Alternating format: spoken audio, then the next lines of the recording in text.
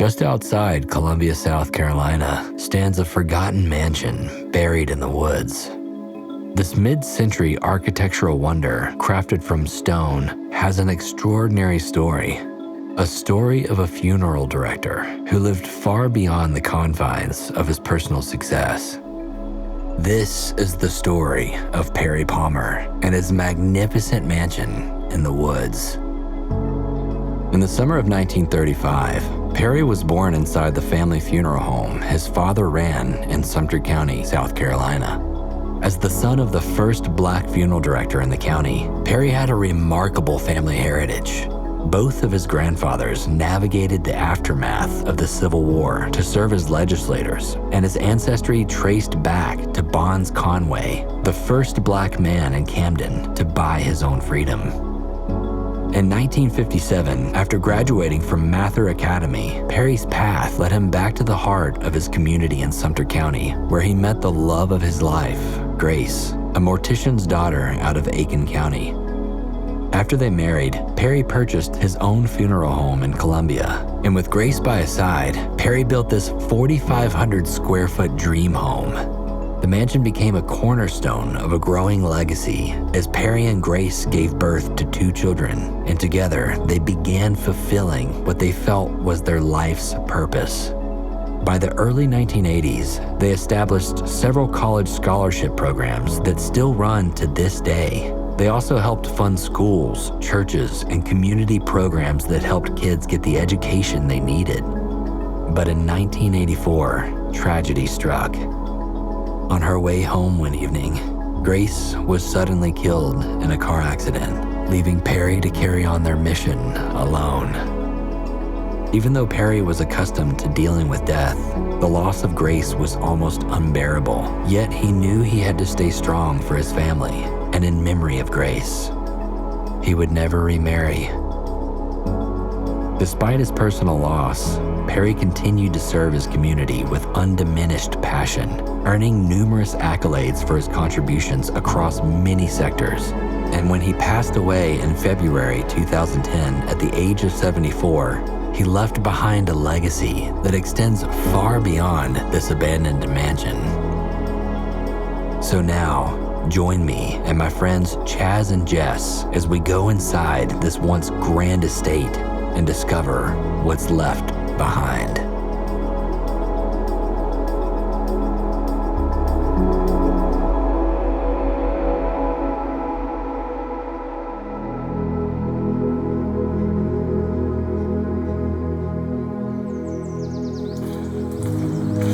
All right, here we are, walking up the driveway of this place.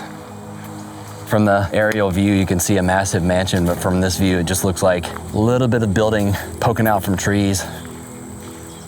I say this in all my videos, guys, but nature always finds a way to completely swallow an abandoned house in no time. In just 13 years, this once renowned mansion is now completely engulfed by the dense forest that's reclaimed it. We have a bicycle here probably from one of his daughters.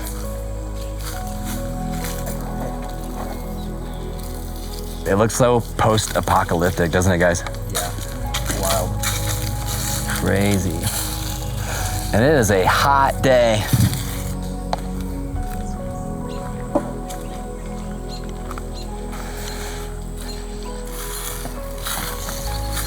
Also, he was a famous tire collector. You can see he was also into golf.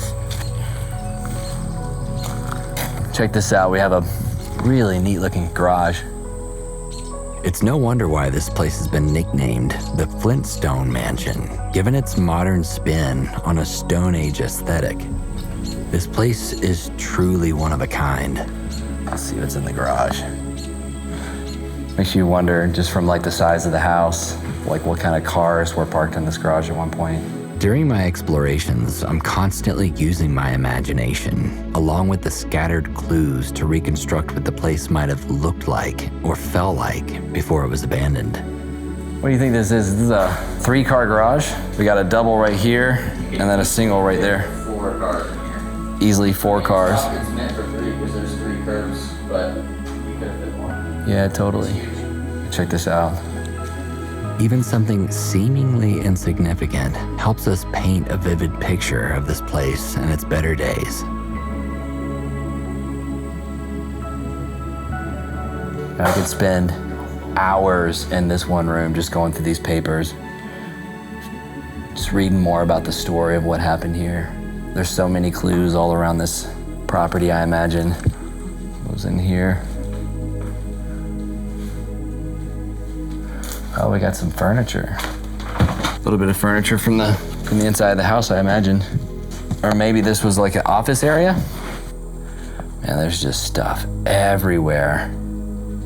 And if there's as much stuff out here in the garage, I can only imagine what's gonna be inside of this massive mansion. And with that, I think it's now time to go inside and begin our exploration of this majestic stone structure. Look at this. Behind the thick barrier of greenery, the home's distinctive features begin to reveal themselves. I love this window. Like a bulb on the side of the building. So retro. And now before us, a doorway emerges, offering an entrance into the Palmer Mansion. All right, here we go. We're now entering into one of the wings of the mansion. Right away, Chaz spots something very strange lying on the floor. What is this? Brooks Palmer is trying to find a gun. What? Go to the store. Holy shit. Palmer's the last name of the dude that owns this place, right? Yeah, this is his last name. This strange note is a stark reminder of the reality behind abandoned places, often leading us with more questions to mysteries we'll never know the answer to. Like, was Brooks looking for a gun that was left behind after Perry's death? And what other secrets does this mansion hold?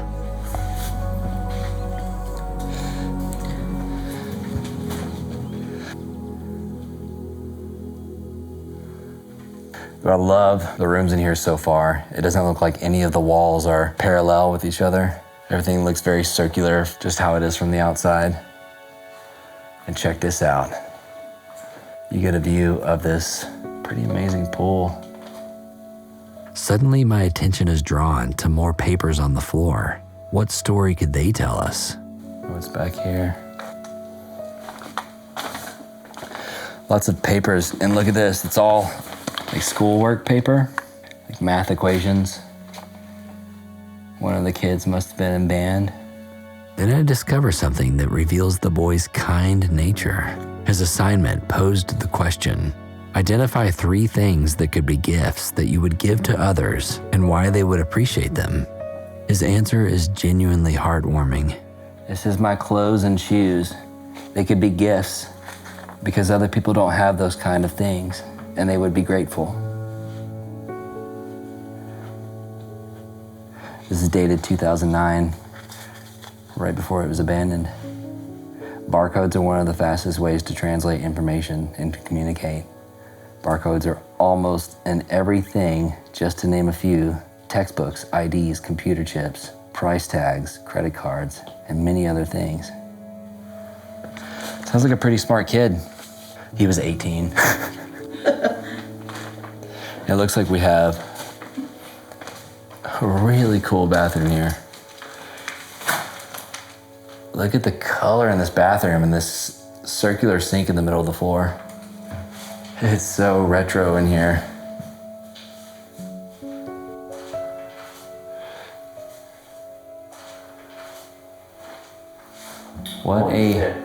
What a strange choice of color and architecture. Yeah. This must have been his room, and his daughter's room must have been in here, and they just shared a bathroom. And they just shared a bathroom. That's cool. One shower in here with matching green tiles to go along with the walls, matching floors. And imagine this mirror here used to be right here to the right. And it looks like this could have been, is what Chaz was saying, the daughter's room with a lesser grand view. We just got woods. Not a great view.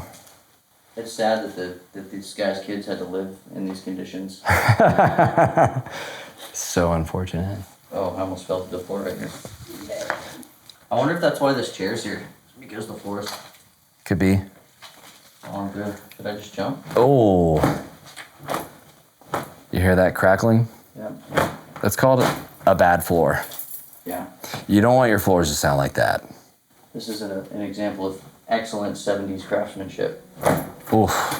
That's an example of excellent water damage. And you can see where it's coming right in and right down. Well, let's not fall into rooms below us. Let's walk down there. Standing in the daughter's room feels a bit like flipping through an old photo album. It's quiet and dark in here. It makes me think of my own childhood, and it reminds me that nothing stays the same forever, and time moves on, leaving behind the memories and a space we once cherished. But now, as we venture further into the mansion, it suddenly takes on an entirely different personality, opening up into an almost castle-like fortress with its stone walls and an air of endless grandeur. And we got really cool spiral stairway going upstairs. The blend of natural elements and human craftsmanship around this beautiful spiral staircase is unlike anything I've ever encountered before. There's a certain sacredness to this place, one that I can observe, feel, and smell, but words fail to describe what it feels like to actually be here. And now, as I step into the main room, I'm overwhelmed by the sheer magnificence of this home. Oh my God, look at this. This is probably one of the most apocalyptic rooms I've ever seen. And I love how the sunlight's coming in at an angle into the room.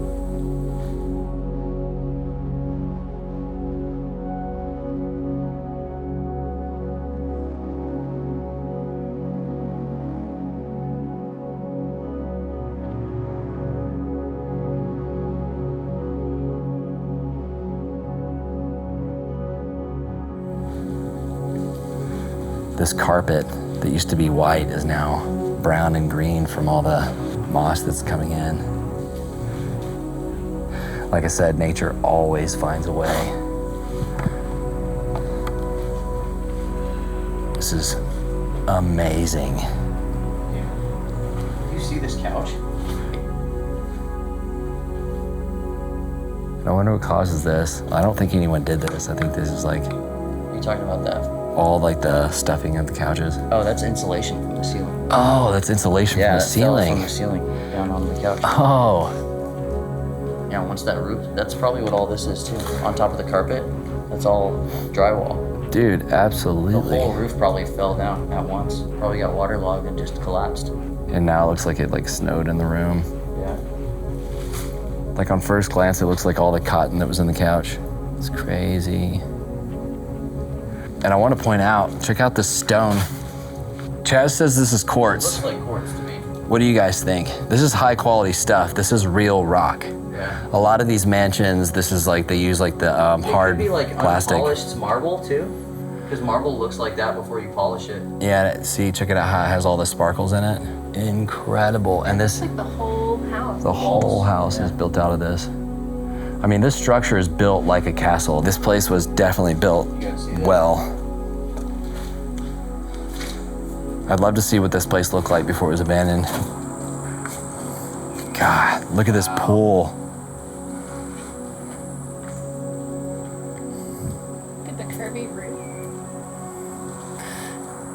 Yeah, the roof's all curved up there. Like I said, it's like Flintstone style. It almost feels like a resort. It does. It feels like a resort. What Jess pointed out offers a surreal perspective, blurring the lines between a once lavish family home and a deserted holiday haven. This scene, so reminiscent of forgotten vacations and silent, sunny afternoons, encapsulates so perfectly the haunting beauty and the quiet tragedy of abandonment.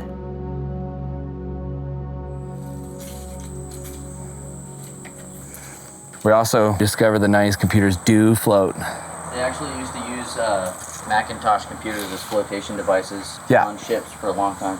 Yeah. Yeah. If there was Macintoshes on the Titanic, When it gone down. We have a little bit of furniture left. Some really cool mid-century style TV stands, it looks like. I mean, I imagine this is high quality stuff. I don't think they put like IKEA furniture in their home. No offense to anyone who likes IKEA. Oh, we have family photos here. It looks like possibly the mother and her daughter. We have prescription drugs here on the floor. There's a lot of like handwritten notes, like cards. What is this? Dear Perry, please know that our thoughts and our prayers were with you and your children all night long and again today. I could not sleep at all and got up this morning and put my thoughts about Grace on paper. The result is the enclosed poem. It is our tribute to Grace. We pray that God will bless you and give you strength in the days ahead. We love you, and with deep sorrow, share your loss. Wow. What's the date on that? 84. 1984. This letter written to Perry has somehow survived 30 years. My hope is that Jess's reading of the words on the paper will somehow immortalize this beautiful passage.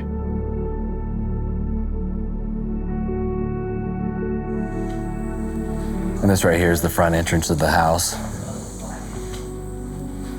This door completely broken in. So I imagine vandals probably discovered this place years ago, broke in, stole what they could, and the rest is just kind of just left of decay. In my opinion, it's kind of an awkward entrance. Check it out. So this right here is the front door, and you're just kind of met with like a concrete wall in front of you.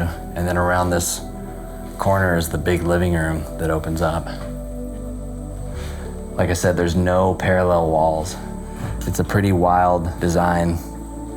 It's as though every room, every turn presents a new mystery, a new angle on the world, aligning seamlessly with Edmund's boldness and going against the norm.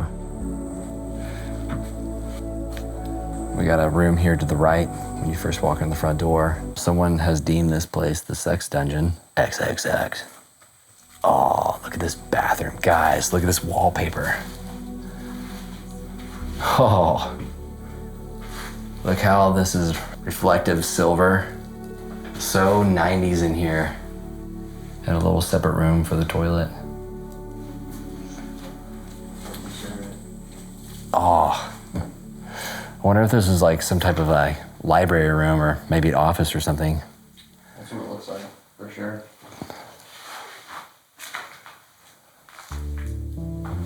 Maybe he had a bunch of plaques hanging on the wall. There's one right there. Oh, Boom. Appreciation of your generous contribution of $1,000. yeah. So there's a couple of things in this house that kind of allude to how giving these people were. Here we have a plaque where this guy donated $1,000, and that was in 1977, so that was quite a bit of money for that time. And then the schoolwork that we saw in the little boys' room, writing about giving money and helping people. JRC MSC Foundation. Looking up at the wall, which likely once displayed Perry's numerous awards, the magnitude of his contributions really hit me. As a dedicated community advocate, he personally sponsored programs like Adopt a School, Youth at Risk, and provided scholarships through organizations such as the Benjamin E. Mays Academy for Leadership. Perry also received the United Way of Midland's Humanitarian Award, becoming the first African American honored since the award's establishment in 1984. The following year, South Carolina awarded him the Order of the Silver Crescent. His accolades also include awards from South Carolina Senate and House of Representatives, an induction into the state's Black Hall of Fame, a Lifetime Service Award from Carolina Scholarships Incorporated, and title of Vessel of Honor from the National Council of Negro Women. The list goes on and on. Throughout his incredible life, Perry became one of the most honored and awarded men in the state of South Carolina. I can only imagine how Grace would feel, overflowing with pride for his remarkable acts of kindness.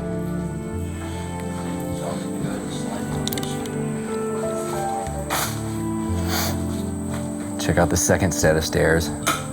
Both spiral staircases. People have definitely come and busted all these windows. Even though this home is built like a stone fortress, every shard of glass is proof of how fragile this place has become.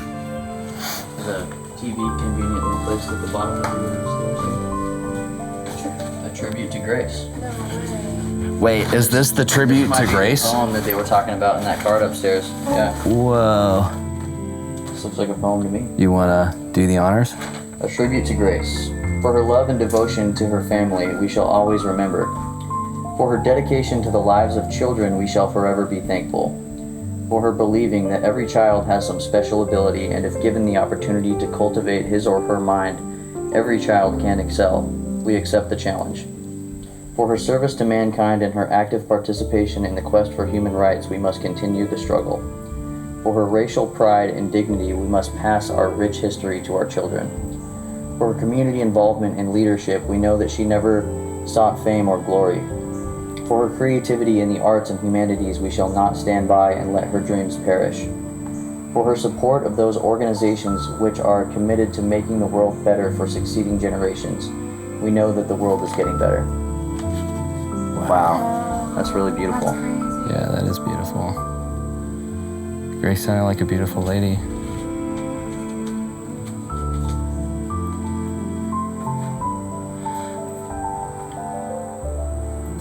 It's easy to forget that, like, when you walk in a place like this, that entire lives were lived in here. Yeah. It's like reading stuff like that really brings like life and humanity to something that looks so run down and destroyed. Yeah. It's crazy. It gives you like a whole new appreciation to the place.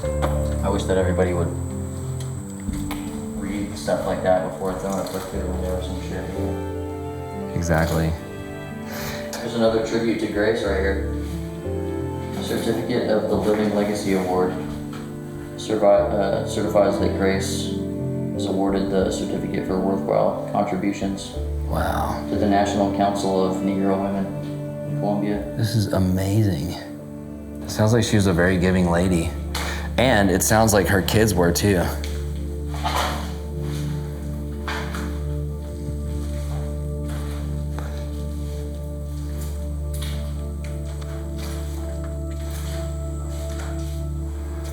Look at all this black mold. Yikes. Yeah, there's a lot of medicinal benefits for that stuff. Yeah. If you scrape it off the walls and breathe it in, it's supposed to be really good for you. Yeah. But apparently it cures being alive.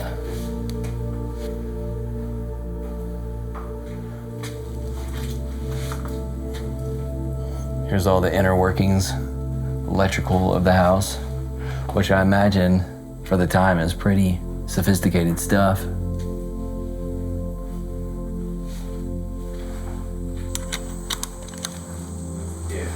Even down here, from the entire bottom up, the structure is made of all this stone. Even some of the tables, some of the furniture is made from that same stone. What? It's crazy. Yeah, I mean, this really does have like a Flintstones vibe. And look at this lighting up above. I wonder what was right here in the middle of the floor. This puck lighting. Maybe there was like a bar down here. There could have been, yeah. This definitely seems like an entertainment. In hindsight, I think that's a dining room. What do you guys think? Let me know in the comments below.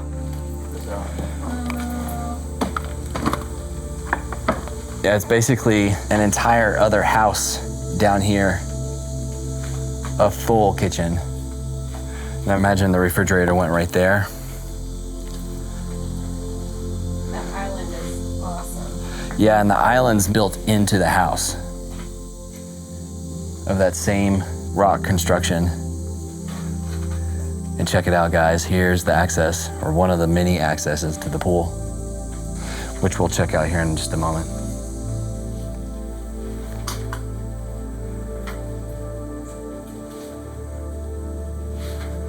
Yeah, this place is completely ransacked. And that's another interesting thing about this house, is that the one and only kitchen in this entire mansion is right here in the basement. This layout changes the whole functionality of the house, making the basement more than just a storage area.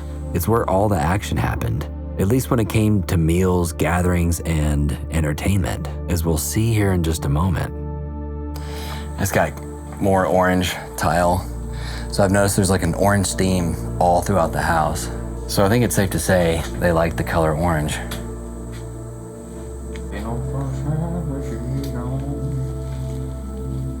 So here's the bottom of the other stairway that we saw when we first walked into the house.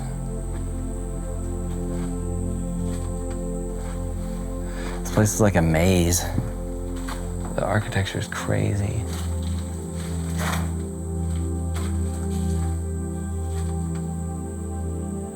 It looks like we probably have a game room back here with this pool table. Got a workout area.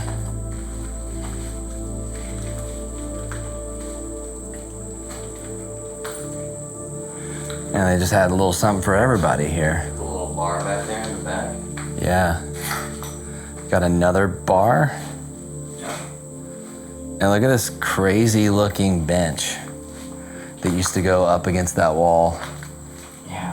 Why is it shaped like that? I don't know. It was built for this wall. It was like an entertainment center because there's a hole for cords. And Oh, dude. Cords coming out of it. Yep, that's exactly what it Maybe is. There's a big ass TV on it or something. I think there was a big TV. And look, it looks like TV connection right here.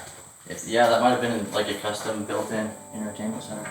Yeah, instead of them just like ordering a TV stand, they had one made. Crazy. But I wonder why it's shaped like this. Yo, check this out. That's safe. A huge safe. It looks like something you would see on the Titanic. There's something about finding an old rusted vault that's so nostalgic for me. When I come across things like this, it isn't just about what was physically inside. It's really about where my mind wanders, the stories it crafts, reviving a childlike sense of wonder that's fueled countless adventures throughout my life. Creighton and Ferris cremation urns. Westchester, Pennsylvania. Probably one of the companies they work closely with. It's wild to think there's an entire industry built around death. Weird. Oh, and look at this bathroom. All this crazy wallpaper. It almost looks like Christmassy, almost like reindeer antlers. And this orange sink to match the little dots of orange on the wallpaper. This looks like a very generic Bible that you would see in a funeral home. I'm sure they had hundreds of these in boxes. And this is really the only remnants left in this room of life.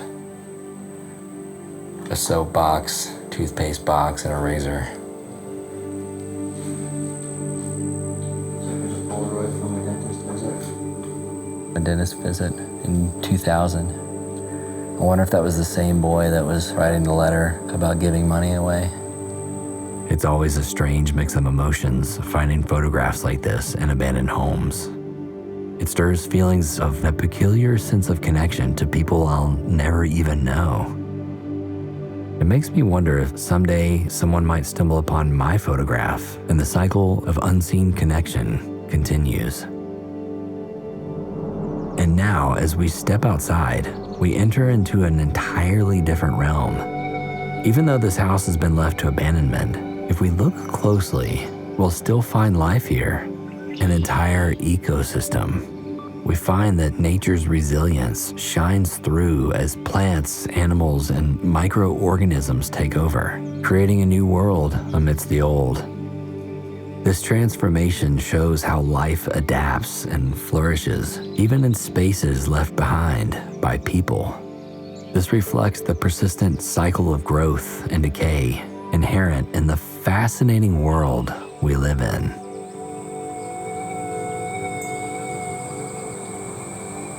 All right, I know I mentioned that it's really hot out here and they're about to take off. They can't take the heat. And they have precious cargo. I don't know if you guys noticed. We have Cookie here. She already drank all of our water, so they're gonna go take care of the baby. I'll see you guys at the Airbnb. See ya. See you guys. All right, it looks like we're on our own now. And I wanna show you guys this. Check this out.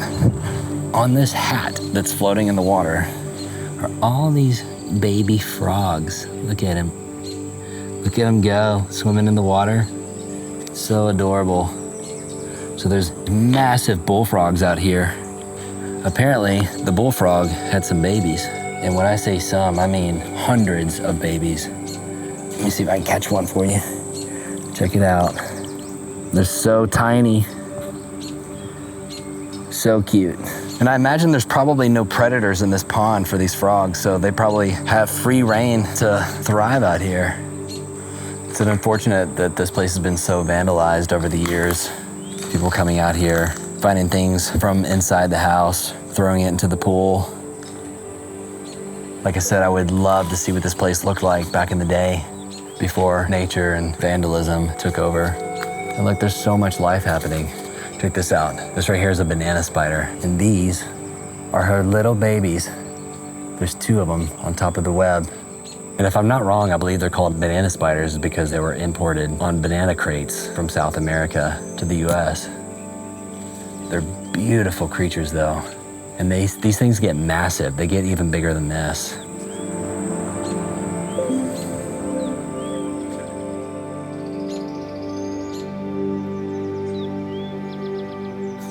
All right, standing here at this pool, I just realized it looks like there's a 3rd floor to this house that we forgot to go on. So let's go check out what that could be. I love these spiral stairs.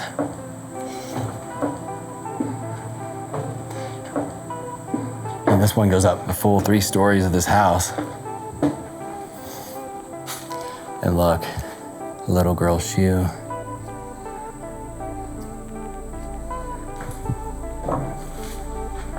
Ascending the stairs, the temperature drastically begins to rise. It immediately just got about 10 degrees hotter. Oof, it's like an oven up here, guys. And look at all this paperwork that probably was stored away in this closet space here. Yeah, it looks like it was. Someone drug it all out. A Newsweek magazine. Let's see what the date is on this. August 25th, 1986. And this, my friends, is the master bedroom of the house.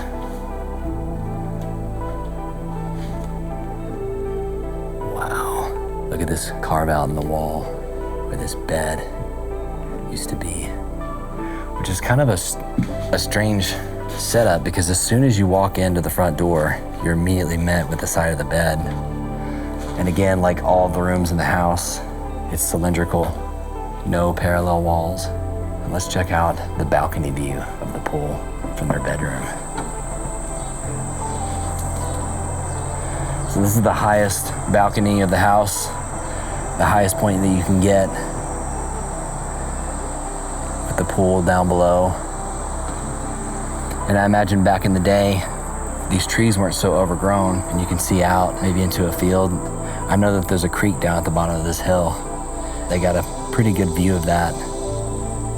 Looking out from the balcony, it's a real mix of feeling a bit sad for what's been lost, but I'm also in awe of what's still here, standing against time. And this, my friends, is actually the bathroom, believe it or not, that shared the same carpet as the bedroom, right up to this jacuzzi. Carpet in the bathroom. Back in the day, this must have been the height of luxury or some type of trend, but now it just feels out of place. A quirky reminder of how times and tastes change. And again, like I was saying, I imagine back in the day, this view wasn't all trees. And over here is the vanity. Probably where she did her makeup. There was a big mirror here at one point with all these light bulbs. And look right here on the drawers, how they're all organized. It says gray and green, brown, blue, and black. Perhaps she was color coding her makeup. And again, this looks like a resort right here, this decor, this style of cabinets. It looks like we're in a Holiday Inn right now. More remnants of their kids being here.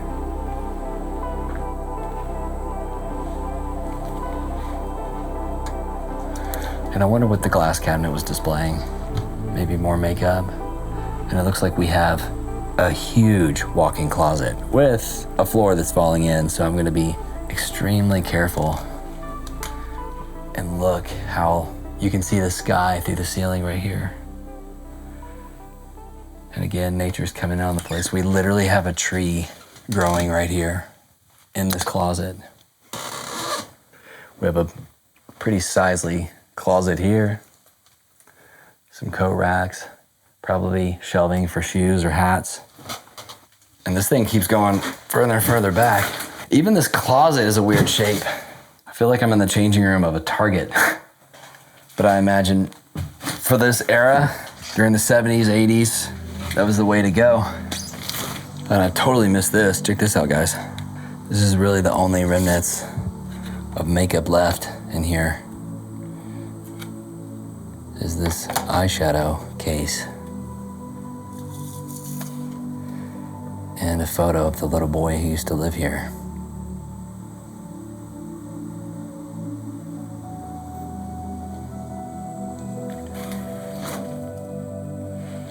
And this jacuzzi is amazing. But I gotta say, the tub itself isn't really that big. You can really only comfortably fit one person in there, which tells me he probably didn't really put this in for him.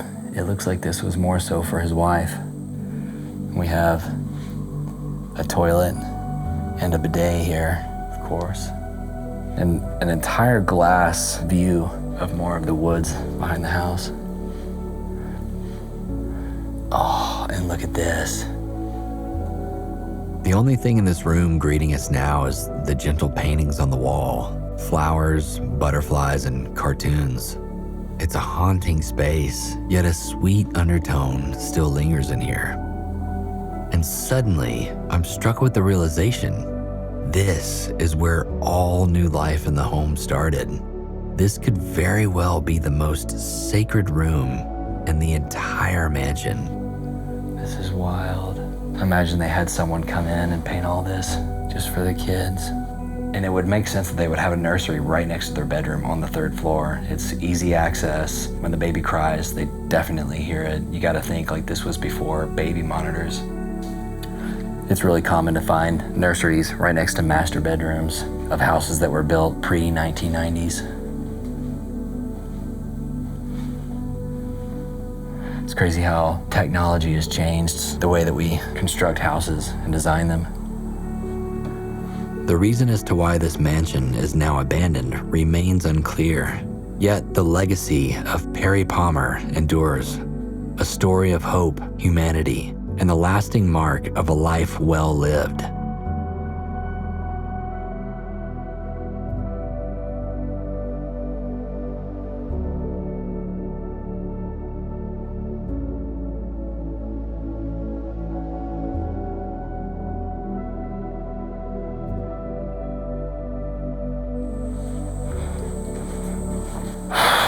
This has definitely been probably the hottest and sweatiest exploration I've done this year. I'm ready to get back to the Airbnb and take a nice long shower. But before I do, I want to thank you guys so much for watching this video.